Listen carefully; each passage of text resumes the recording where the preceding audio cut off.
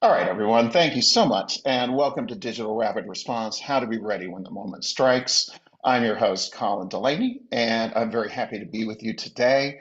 As I mentioned before the call started, I've been working in the digital politics space since the late 90s. I've been working in the political world since the early 90s, and my formative political experience was working in the Texas state legislature, where politics is played as a contact sport. I've been a digital strategy consultant off and on for the last 20 plus years. I've worked in-house at several nonprofits. I'm also a political advocate. I've been running the website epolitics.com. I launched it back in 2006. It has over 2,400, maybe 2,500 articles on it now. Took a hiatus during the pandemic, but I am back among you now. And it's launched as a Substack too. You can see the link down there at the bottom of the page. I am an ebook author. You can see the 2023 cover, the cover to the 2023 edition of my digital campaigning guide there to the right. I'm working on the 2025 version. The 2024 version is up in the Kindle store and at epolitics.com. And I also play bass in a kick-ass rock and roll band in Mount Pleasant, DC. For clients, I do a lot of different things. I've worked on many different projects over the years, and I'm very happy to bring that experience to you today. I do digital advertising, ad placement. What I really love to do is top level organizational digital strategy, help people figure out how to get there from where they are, get to where they need to be from where they are now. Digital program audits. I do email strategy and list building, social media, and then lots of project execution. So if you have anything that you think I might be a good fit for, let me know. And like I said, I got started in the Texas legislature as a very green staffer when I was 22 years old, in the early 90s. And in Texas, politics is played as a contact sport. And I encourage you, if you have a chance, work for a state legislator or a mayor or a city council member. I think you're going to learn more from that than certainly from going in and being a junior level staffer on the Hill. You get a real ground level view of how politics affects people's lives. Um, so, what are we talking about today? Well, our subject is digital rapid response. And these days, just about all rapid response is digital in some way. We're not faxing out press releases to reporters like we might have been 30 or 35 years ago. Nowadays, we are moving online. And if we're lucky, we're able to leverage an online offline connection and really get our message out through as many different channels as we possibly can. But first, what is rapid response? What do we mean by that? So let's break it down. Let's talk about what is response first. The wave is coming at us, and it is our job to do something about it. So it's different from, you have a report release coming up, or, you're trying to push a bill in Congress or in a state legislature. In this case, in the rapid response world, you're dealing with something that is about to happen to you or is happening to you.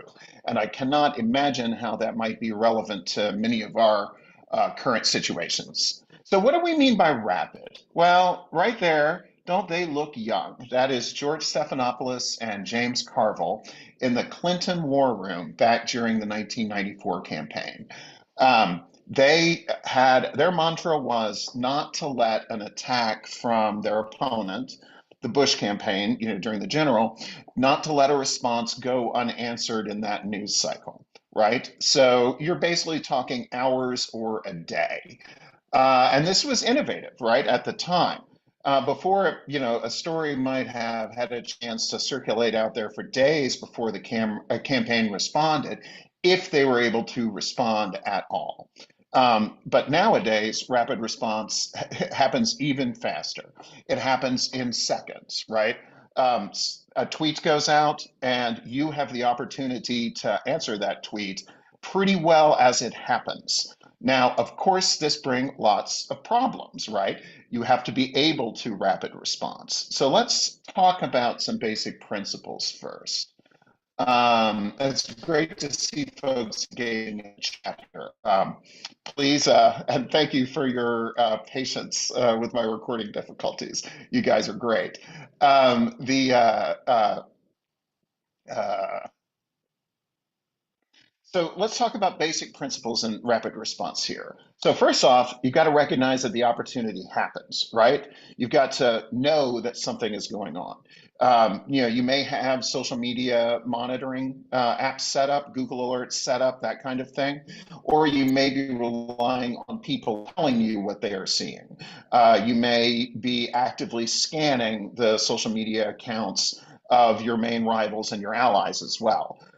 So you recognize the opportunity that you have a chance to respond to something. You have a chance to try to shape the narrative, but you've got to calibrate your response, right? And you need to know when to stay home. If you try to respond to everything, it's very hard to respond to anything well. And I will note that this is a big problem that anyone who is fighting for constitutional government has right now, because the other side is flooding the zone with so many actions that it is extremely difficult for us to know which one to respond. Now, we as advocates, we're generally working on, a particular set of issues, right? So then that may right away give us the cue for when we should and shouldn't stay, we should do something or when we should stay home. But the other trick is, and this is a real problem when you're fighting disinformation, that pushing back on a false claim or pushing back on an attack can turn around and amplify it.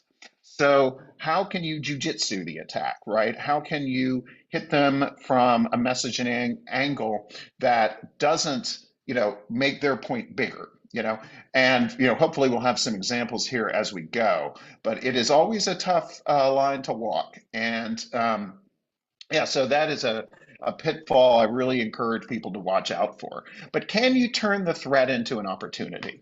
For instance, the Republicans are going to be going after Medicaid, and going to be bringing this up quite a bit. Can we turn this into an opportunity to show people what Medicaid does, to make them realize the value of Medicaid? If you have parents or grandparents in nursing homes, if they're not on Medicaid yet, they may well be in the future. Somewhere around half of Medicaid outlays go to paying for middle class and working class Americans in nursing homes. My father was just in a nursing home until he died in December, and he was one of two people in a facility with over 100 people. He was one of two that had long-term care insurance. So when an attack like this is coming and you know it's coming, what can you do to get ready? How can you try to turn that threat into an opportunity? So, basic principles. Tap in, tell your own story, right? That's part of the, not amplifying their message, right? Tell your story, but tap into emotions, make it visceral. I put a post out on Substack last Friday about that very point. That political stories, like the left is really good at rattling off statistics. If you remember Bill Clinton's speeches way back in the day, it was policy Oh, wonk, I policy wonk, remember those policy wonk, days. right? But we need to tap into emotions and make it personal. And that's where stories come in, right? Stories of people who are being harmed, by a change, stories of people who benefit from the way things are now, stories of people who would benefit from a policy change that you want, how you could improve people's lives, but do it in a way that makes someone feel as much as they think, right? And then you need to respond in the right media. Sorry, I'm late. Have I missed anything? Yes, If you please could mute refrain yourself, from Dan. speaking, just shut up, Dan. Thank you. Please tell your Excuse own, me? yes, respond in the right media. And I will note that everyone I'll be emailing out through, probably not through Eventbrite, probably through my own email system.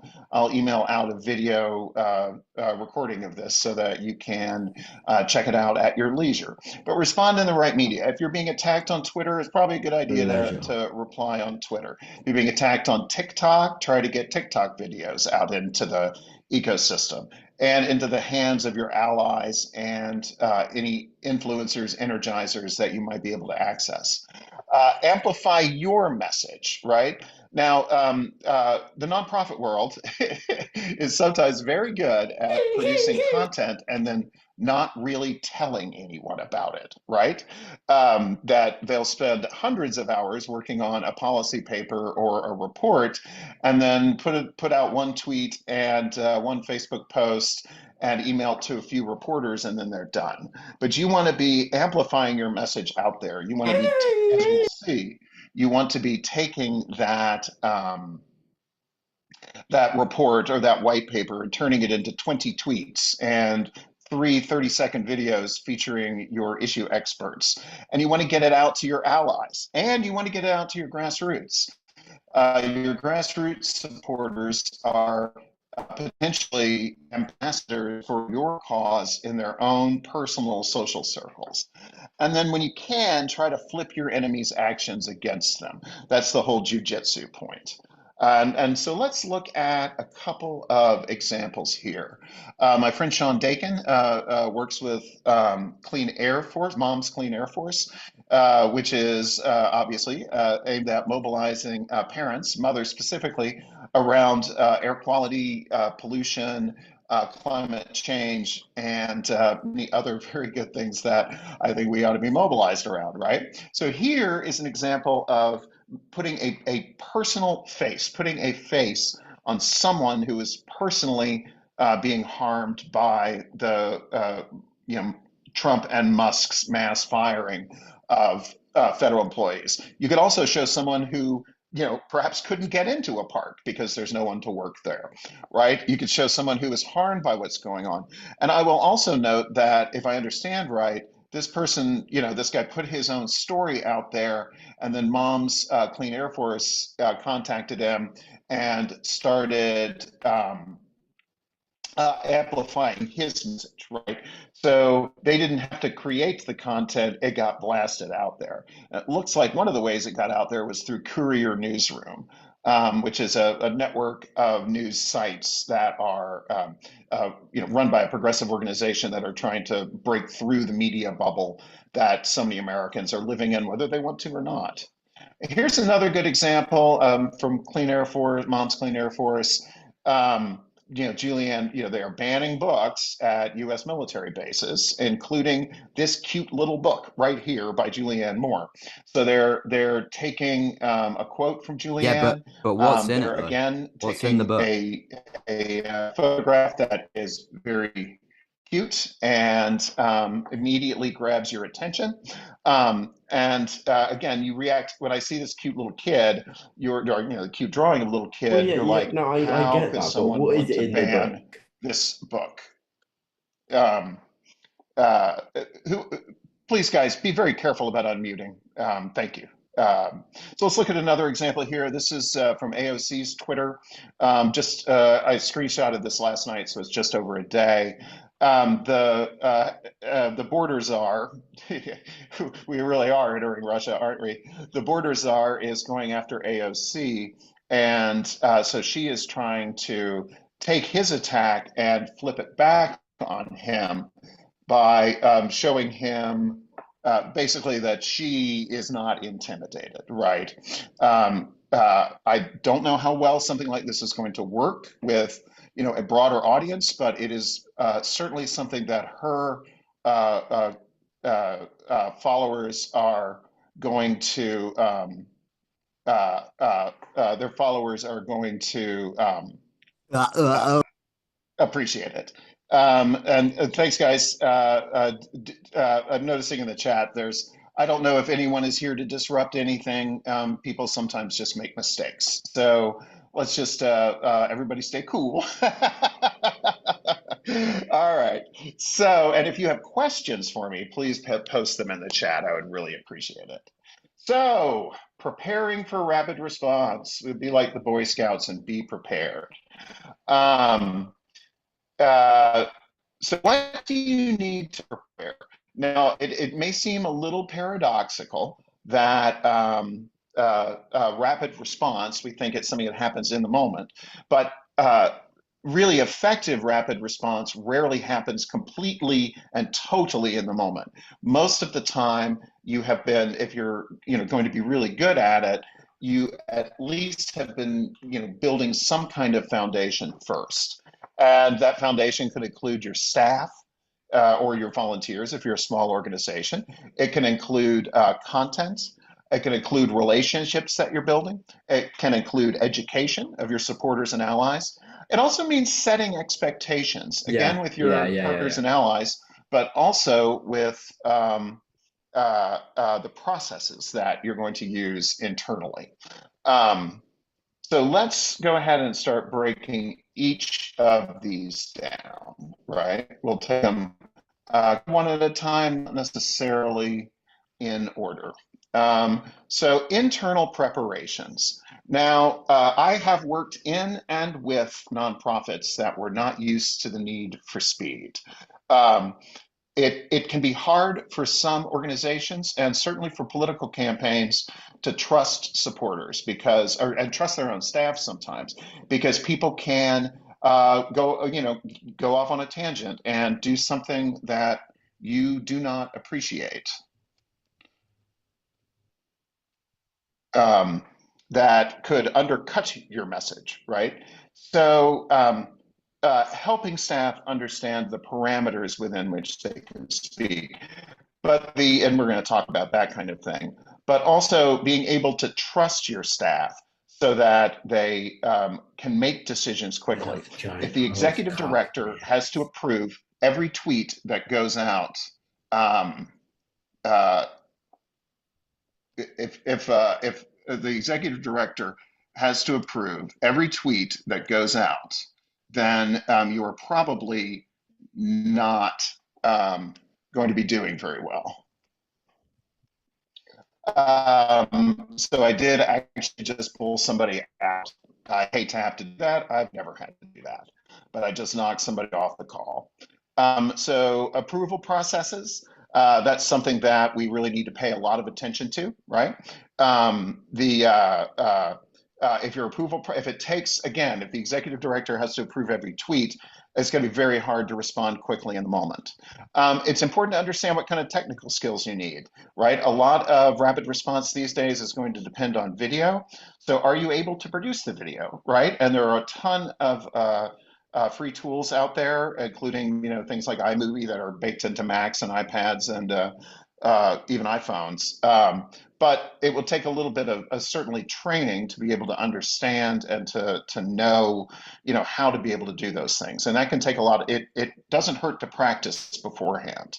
Um, and I will when I actually one of the listservs, oh, I'm sorry, one of the Substacks I'm on sent around an article today on producing video using free tools online. And when I uh, send around the recording, I'll include that link.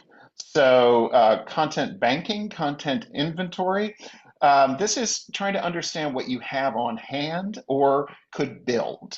And then, of course, you have your channel build out. Do you have an email list? Do you have a text list? How are your social media channels? What can we do to bring more people into the fold before we need them? So let us move on here. So here's a good example of content banking at the moment. So I got this email from the AFL-CIO a few days ago, and they are looking to collect stories from people who are affected by the mass layoffs. Uh, uh, Obviously they will turn around and use those stories in their own advocacy work. Notice there's nothing Aren't they fancy. just trying to It's cut just an government debt? email out to the list. You got to cut spending I'm first, sorry, I right? have to remove someone else.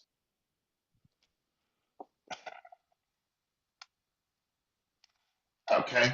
I don't understand. I've never had this happen before. It is unfortunately a sign of where we are as a country right now, that people can't simply let someone talk. So let's talk about content inventorying. So it's, this is, I'm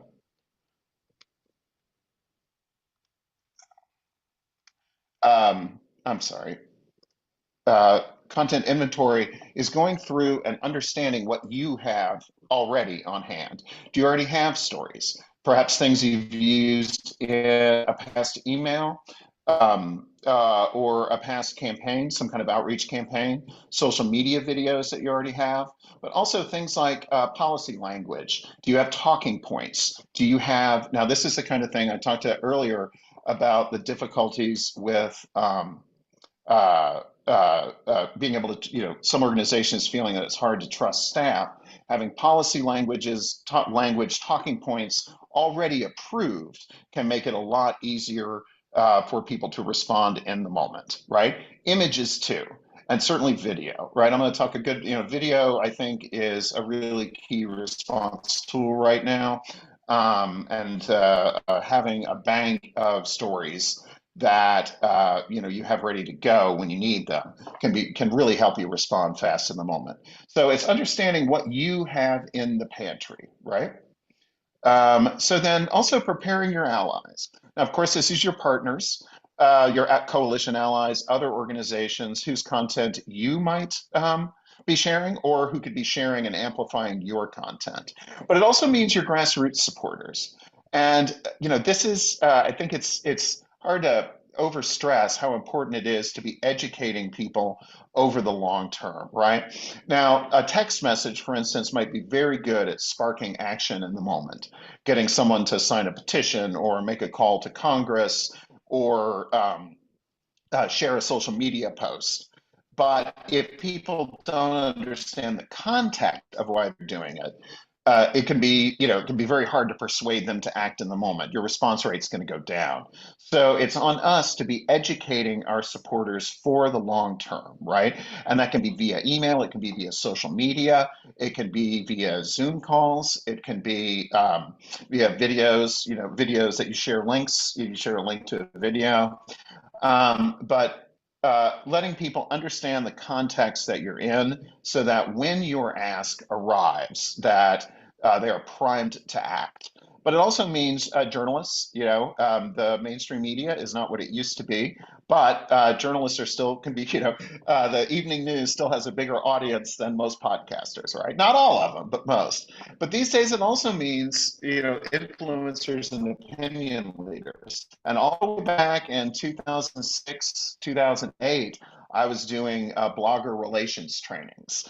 And influencer outreach, while the podcasters get all the attention now, influencer outreach uh, has become more and more important. That these are people that have followings that many of them may be, non-political generally, but they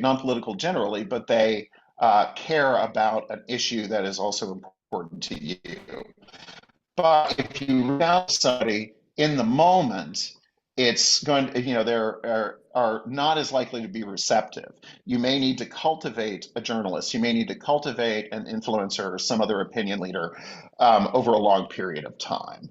Um, so that's preparation here. So let's check for a second.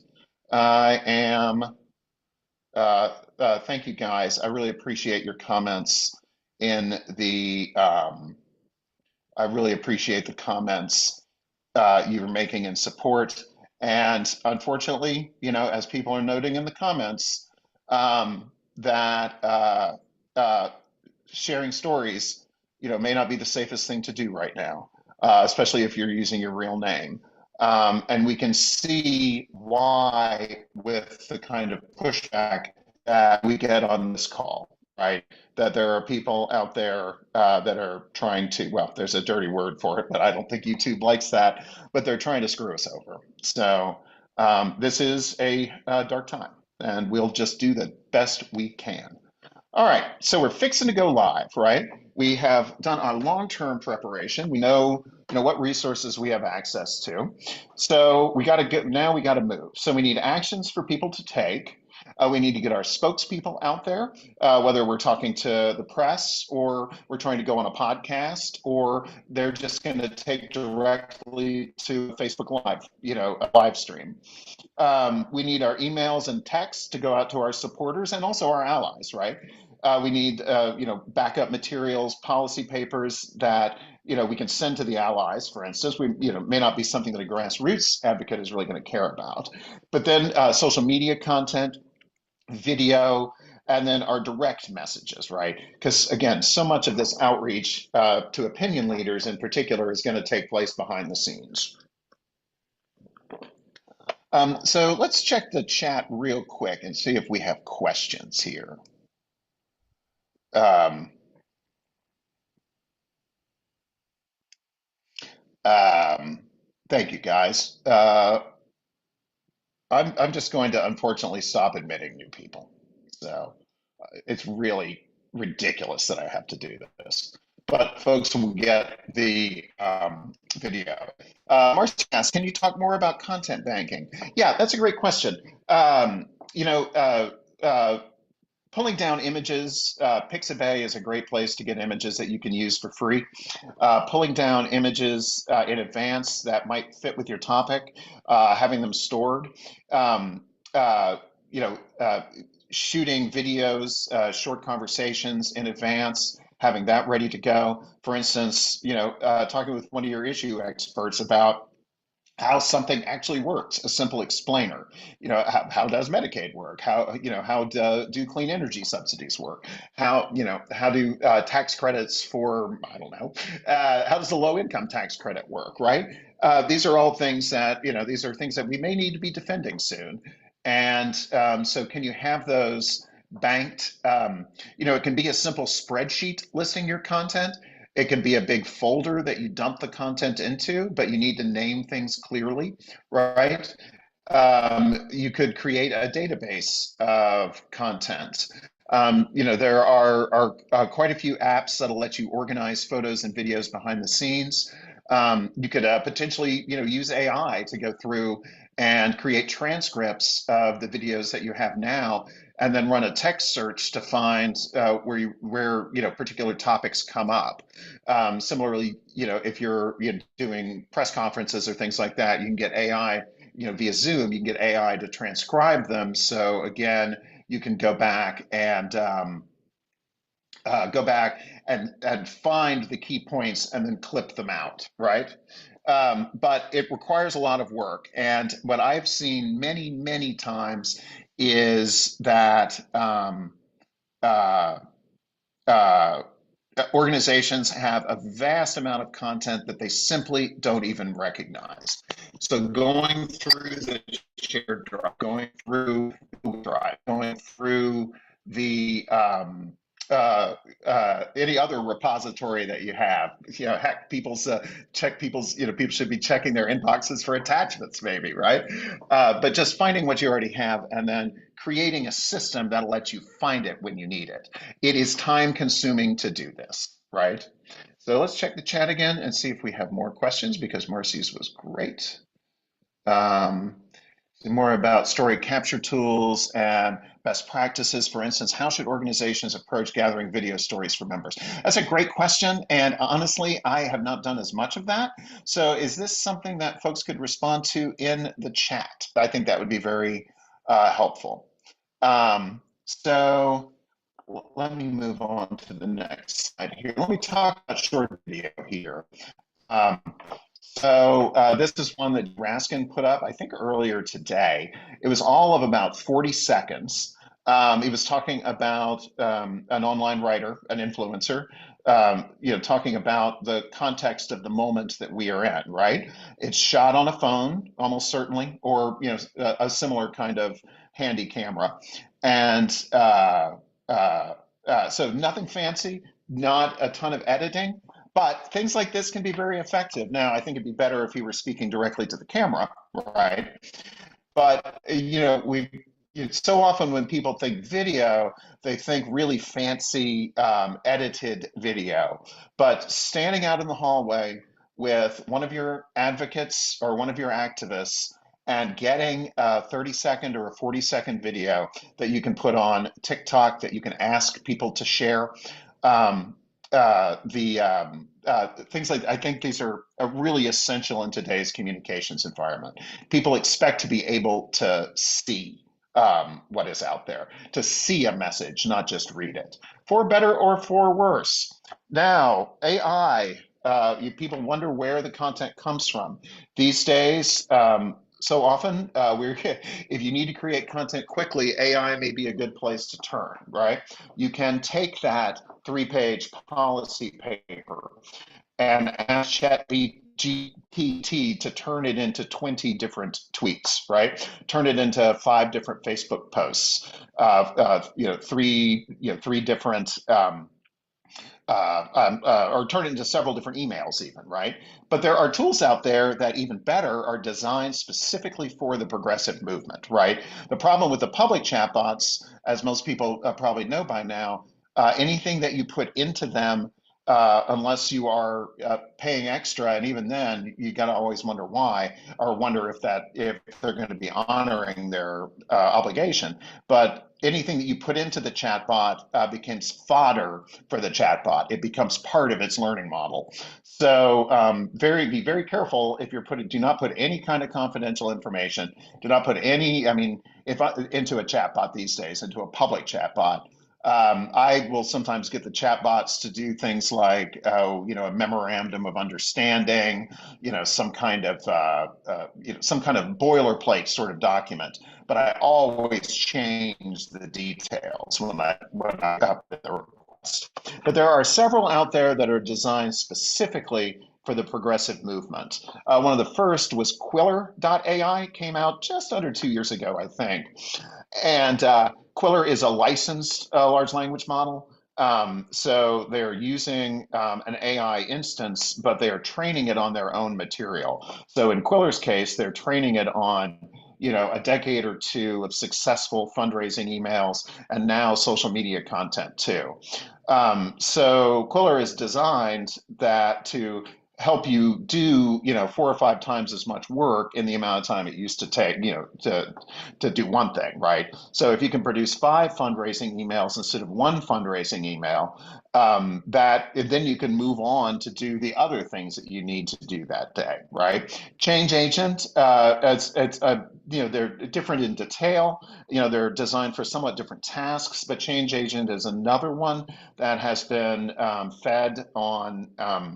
On content specifically from the left and the progressive movement.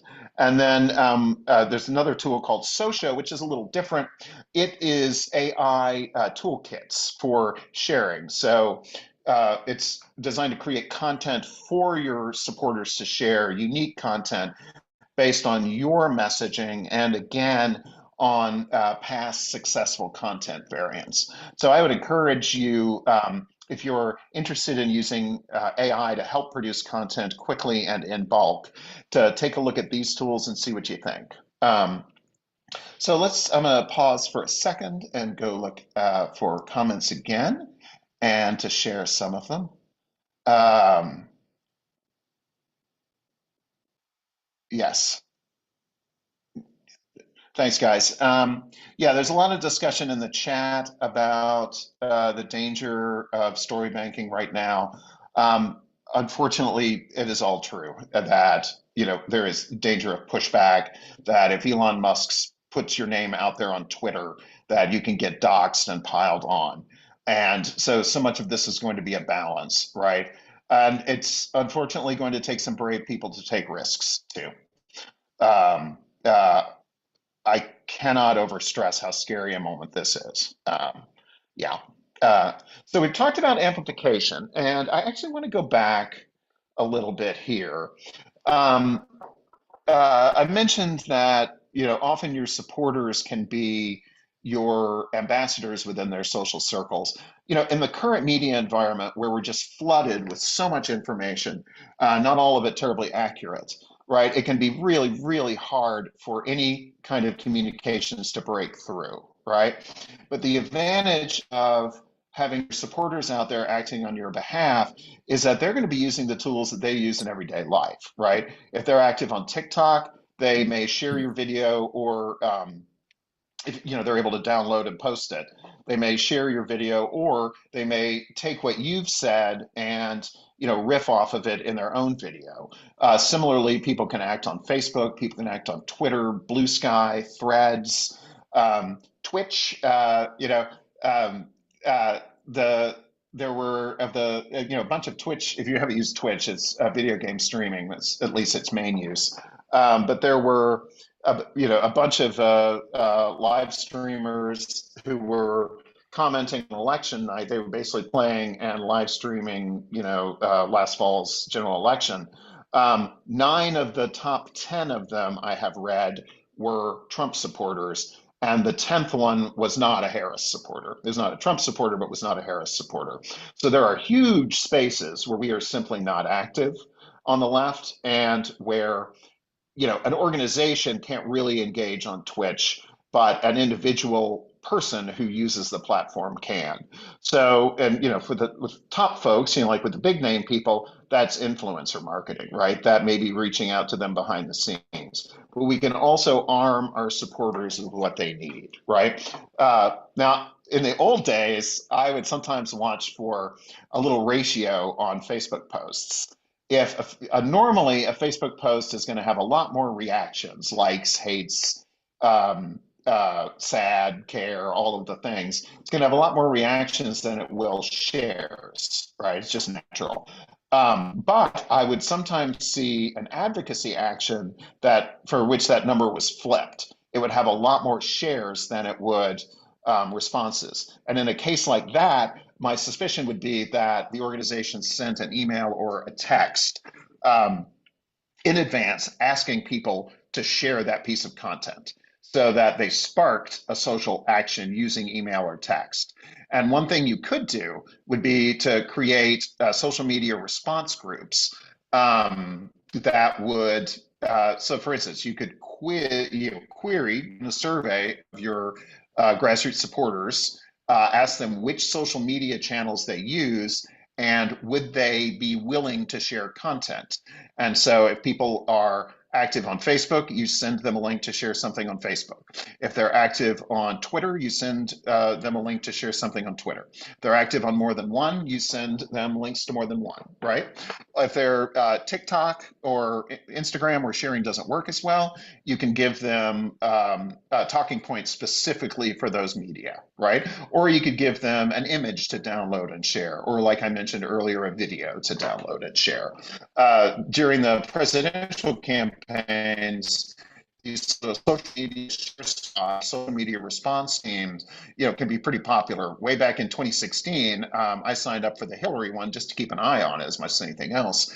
And I've saved a bunch of those emails from back then. And they did. They were able to, spark a good bit of social media conversation. So this is part of the preparation that you can leverage live. So AI for content creation, we've talked about. So let's talk digital ads. We don't really think about ads as a rapid response tool as much, but you might be able to try Google search ads if a topic is breaking. Google ads don't show up as prominently as they used to. I'm not really sure what the criteria are these days. I ran some searches today to try on some issues to see if I could find some more recent examples. But if you are able to run Google search ads, either through a Google grant, a Google nonprofit grant, or because you have a normal paid account, it could be something to try, right? You could be running Facebook and Instagram ads. Now, of course, you're not going to blast these things out there, into the general ether, but you might target your own email list as a custom audience, right? Dangle an action in front of people and see if you can get them to share your content there. Um, uh, YouTube, relatively cheap, somewhat targetable, somewhat contextually targetable, might be a way to get a response video out there, but it can be a very large ocean to drop into. And then if you've never used them, there are tools like programmatic streaming and web video that in some cases can be directed at opinion leaders, but they can also be directed at very specific slices of the voter file and audiences that you upload. So the ideal to me, now this is the Texas legislature where I used to work, and a state ledge is relatively targetable, right? It's usually a defined zip code, it's a defined geographic area. So you could, in theory, and people like me have done in practice, point a lot of ads at a relatively small number of people and make them feel like you are everywhere, right? That Planned Parenthood ad up there about the gag rule, that was running on the Washington Post. Planned Parenthood did a media takeover of the front page of the Washington Post, the digital front page of the Post, right? It was apparently very expensive, but it was trying to grab decision makers, Congress members, and advocates' eyes. Of course, our grassroots members can be flooding those same offices with calls. We might hire a roving billboard like the ACLU San Diego chapter one down there. But the idea is to create the illusion, at least, that you or your issue is the thing that everyone is talking about. So again, you want the influencers talking about it, you want the media talking about it, you want your supporters talking about it, and you want the decision makers to encounter this as they're going to and from the office. 20 years ago, I worked at a kind of Capitol Hill and media focused environmental nonprofit called National Environmental Trust. And even then, we were doing this kind of flooding the zone targeting. I remember a case where, we were running digital ads. I was creating little banner ads. We were running digital ads on publications aimed at Capitol Hill, like Congress Daily back then. They had print ads in Congress Daily, and this was a print publication that would show up on all of the Congress members' desks. We had our lobbyists going to the Hill, our grassroots advocates and our allies' grassroots advocates were, of course, emailing and calling Congress. And then and this was pretty rare at the time, they even ran uh, uh, targeted cable ads during the Sunday shows on in neighborhoods adjacent to Capitol Hill, trying to get specifically in front of Hill staff. Oh, and going back to the advertising, I did want to mention earlier, and I forgot that um, LinkedIn, when you're story banking, might be a good choice to think about because you can try to connect with people by profession, right? So if if you're looking for nurses, for instance, who are, usually very good spokespeople. Uh, Not everyone likes a doctor, but most people have warm feelings about nurses, right? You can try to reach people through those kind of channels, and you can advertise on LinkedIn as well, and you can advertise by profession. But in a case like this, you're probably going to benefit more from peer-to-peer outreach. But it's definitely something to think about. We usually think Facebook, Instagram, TikTok for advocacy, not as much something like LinkedIn. But it is as these other channels have gotten less useful. Something like LinkedIn, I think many of us have turned to. So we've talked about allies, we've talked about process of going live, short video, the promise of AI for content creation, digital ads, and we've created our illusions of ubiquity, right? Now, I just want to leave you guys with the thought that, again, it is very hard to stand out in this crowded media environment. And it's very hard to push back against the other side's flooding of the zone, including a flooding of a simple informational uh, uh, Zoom call like this one. But the work we're doing is incredibly important, and I wouldn't be here if I didn't think that we had at least a chance of being able to push back on this. And I would really encourage you guys to stick with the fight. And if you want to bounce ideas around, get in touch with me. epolitics.substack.com. Also on Blue Sky, ePolitics. I already said Substack, epolitics.com. And Claire says, for what it's worth, I've had better luck reaching nurses in particular on Meta than on LinkedIn just because of the cost, the CPM, that it may be cheaper. I know here in Europe, a lot of nurses use Facebook groups, but it means the nurses are on the platform. That's very good advice. Thank you very much. All right, are there any other questions right now? If not, I will And someone says, Colin, well done for surviving this webinar. It must be one of the hardest you've ever run. I've never encountered an attack like this before. And honestly, neither have I. So thank you again. And I really appreciate all the work that you guys are doing.